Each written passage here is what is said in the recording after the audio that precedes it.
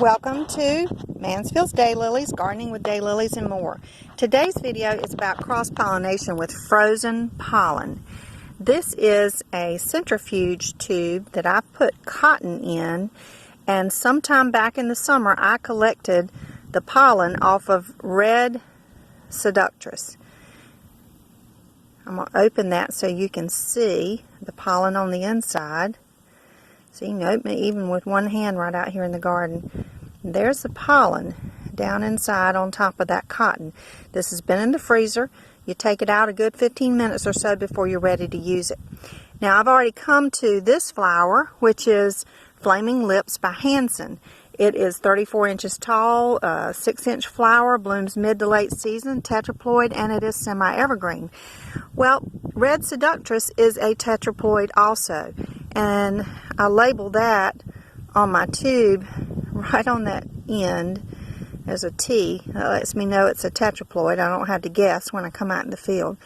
But I'm going to take this open.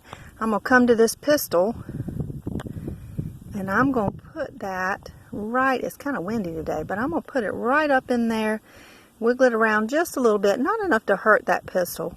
See that pollen on there now? I have just cross-pollinated this flower with red Seductress. So Flaming Lips and red Seductress. And we're going to see what we get. Now, a couple of other things I want to show you. This plant likes to set pods. It's an easy one to set pods on. Some are more so than others. And here I found a pod that I didn't do. There's no tag on it, so that means that a bee did it. How can you tell if a bee does it when it's ready? Because you don't know when it was pollinated, do you? Okay, so one of the things you're going to do is just kind of mash it. And if it doesn't pop open or it's really still green, then that one's not ready yet. But that's the only way you can tell, is when it starts to yellow up a little bit or it starts to easily pop open, then you can tell how old and when it's ready. And here's another little one that a bee pollinated. It's still got a piece of the flower on it. At this point, if you want to, if it bothers you, you can pull that spent flower off of it, though it probably would have fell off on its own. Now, here's two that I did some time ago. Let's see what this one says. This is Flaming Lips and Waterside Mermaid. Ooh, cool.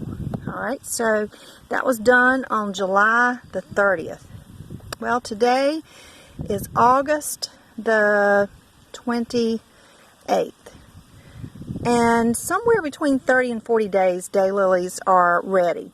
And normally I wouldn't be picking this one yet, but look at there. It's starting, when you mash on it, it's starting to pop open. So I'm going to go ahead and pick this one.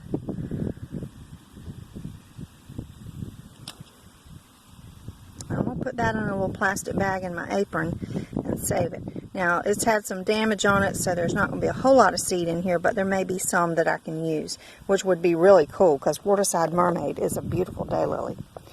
But again, one of the things you want to make sure of is that you're setting pods on a plant that's somewhat mature, 3 years old or so in the garden.